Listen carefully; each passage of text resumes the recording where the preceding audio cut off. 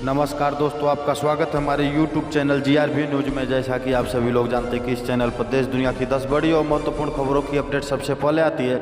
इसी के साथ चलते हैं सबसे पहली बड़ी खबर की ओर। किन सरकारी कर्मचारियों को मिलेगा दिवाली बोनस, कितनी होगी रकम? कैबिनेट की बैठक के बाद 30 लाख सरकारी कर्मचारियों को दिवाली बोनस देने का ऐलान कर दिया गया है। केंद्रीय मंत्री प्रकाश जावड़ेकर ने बताया कि दशहरा से पहले ही केंद्रीय कर्मचारियों को 3,737 करोड़ रुपए के बोनस का भुगतान शुरू हो जाएगा। प्रधानमंत्री नरेंद्र मोदी की अध्यक्षता में हुई कैबिनेट बैठक के दौरान त्योहारी सीजन को देखते हुए सरकारी कर्मचारियों के लिए बड़ा फैसला किया गया है। इसी के साथ चलते हैं अगली बड़ी खबर की ओर। कैप्टन अमरिंदर सिंह को केजरीवाल का करारा जवाब, बोले राज्य नहीं बदल सकते केंद्र का कानून। पंजाब के किसानों द्वारा कृषि कानूनों में बदलाव की मांग को लेकर अमरिंदर सिंह की सरकार द्वारा पंजाब विधानसभा पास कराए गए संशोधन बिल पर आम आदमी पार्टी, आप और पंजाब सरकार के बीच जुबानी जंग शुरू हो गई है। आप के राष्ट्रीय संयोजक और दिल्ली के मुख्यमंत्री अरविंद केजरीवाल ने बुधवार को कहा कि केंद्र का फैसला नहीं बदल सकता। पंजाब के मुख्यमंत्री कैप्टन अमरिंदर सिंह केवल नाटक कर रहे हैं। केजरीवाल ने ट्वीट कर कहा, राजा साहिब, आपने केंद्र के कानूनों में संशोधन किया, क्या राज्य केंद्र के कानूनों को बदल सकता है? नहीं, आपने नाटक किया, जनता को बेवकूफ़ बनाया। आपने जो कल कानून पास किए, क्या उसके बाद पंजाब के किसानों को MSP मिलेगा? नहीं, किसानों को MSP चाहिए, आपके फर्जी और झूठे कानून नहीं। इसी के साथ चलते हैं अगली बड़ी खबर की ओर। योगी सरकार मुफ्त में देगी गरीबों को हर मर्ज की दवा, जल्द होने वाला है यह फायदा। CM योगी आदित्यनाथ ने आयुष्मान योजना के तहत गोल्डन कार्ड बनाने की प्रक्रिया में तेजी लाने के निर्देश दिए हैं। प्रदेश सरकार प्रधानमंत्री जन आरोग्य योजना आयुष्मान भारत का दायरा बढ़ाने पर गंभीरता से विचार कर रही है। अब राज्य की आधा से ज़्यादा आबादी को आयुष्मान भारत योजना के अंतर्गत स्वास्थ्य बीमा कवर प्राप्त होगा। में आयुष्मान भारत योजना के अंदर प्रदेश में 1.18 करोड़ परिवार आते हैं।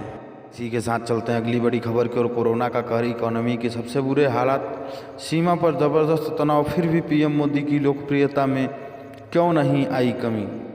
भारत इस समय कोरोना महामारी, बदहाल अर्थव्यवस्था और चीन के साथ सीमा पर जबरदस्त तनाव की चुनौतियों से जूझ रहा है। फिर भी प्रधानमंत्री नरेंद्र मोदी की लोकप्रियता अभी भी बरकरार है। ब्लूमबर्ग की एक रिपोर्ट में बताया गया है कि भारत कोरोना से सबसे बुरी तरह प्रभावित देशों में से है।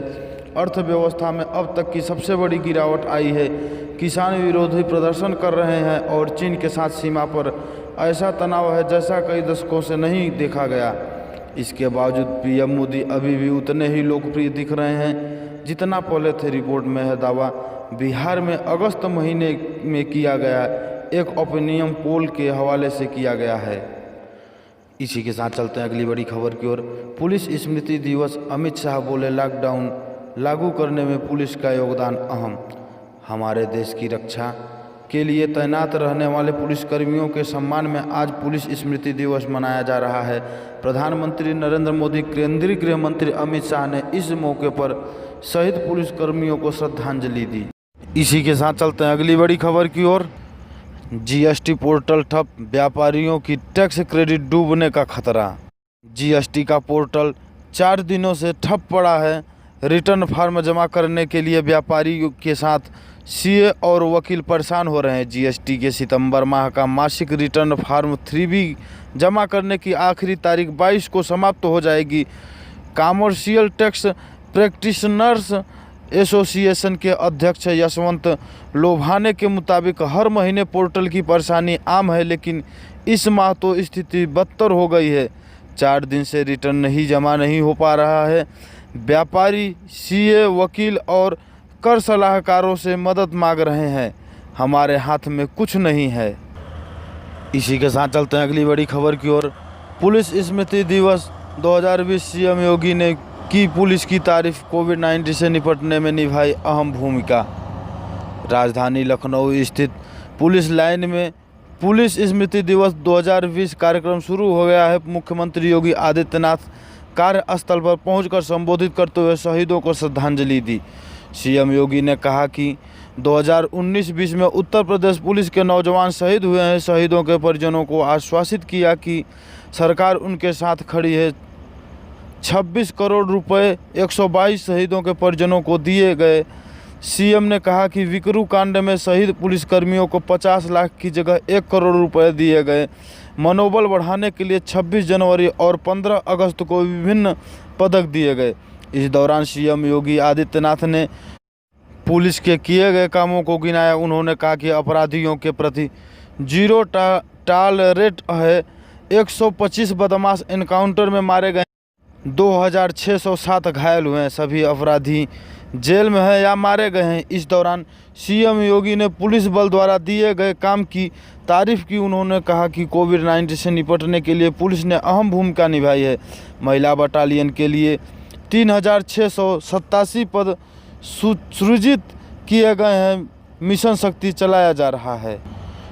इसी के साथ चलते हैं अगली बड़ी खबर की ओर। बीजेपी नेता इमरती देवी पर बयान के मामले में चुनाव आयोग ने मध्य प्रदेश के पूर्व मुख्यमंत्री कमलनाथ को नोटिस जारी किया है और 48 घंटे में जवाब देने के लिए कहा है। चुनाव आयोग ने कमलनाथ को यह नोटिस बीजेपी के सांसद द्वारा दी गई शिकायत और राष्ट्रीय महिला आयोग द्वारा चुनाव आयोग को भेजी गई शिकायत के आधार पर भेजी है। इससे पहले चुनाव आयोग ने डबरा विधानसभा सीट से बीजेपी की महिला उम्मीदवार इमरती देवी के खिलाफ कमलनाथ की टिप्पणी को लेकर राज्य के मुख्य निर्वाचन अधिकारी से विस्तृत रिपोर्ट मांगी थी। इसी के साथ चलते हैं अगली बड़ी खबर की ओर। कंगना रनौत और रंगोली चंदेल को मुंबई पुलिस ने भेजा समन, सरकार को बदनाम करने का आरोप। मुंबई पुलिस ने कंगना रनौत और उनकी बहन रंगोली चंदेल को समन भेजा है। पुलिस ने उनसे अगले सोमवार और मंगलवार यानी 26 और 27 अक्टूबर को इन्वेस्टिगेशन ऑफिसर के सामने पेश होने के लिए कहा है। दोनों के खिलाफ मुंबई के बांद्रा पुलिस स्टेशन में धारा 124A राजद्रोह और धारा 295A और धारा 153A के तहत FIR दर्ज की गई थी। बता दें कि बांद्रा कोर्ट ने कास्टिंग डायरेक्टर साहिल असरद सैयद की शिकायत के बाद कंगना और उनकी बहन के खिलाफ FIR दर्ज करने के आदेश दिए थे। साहिल के वकील रविंद्र जमींदार ने बताया था कि ये सभी धाराएं गैर जमानती हैं। कोर्ट से आदेश मिलने के बाद कोर्ट की ऑर्डर कॉपी लेकर शिकायतकर्ता और उनके वकील बांद्रा पुलिस स्टेशन पहुंचे थे।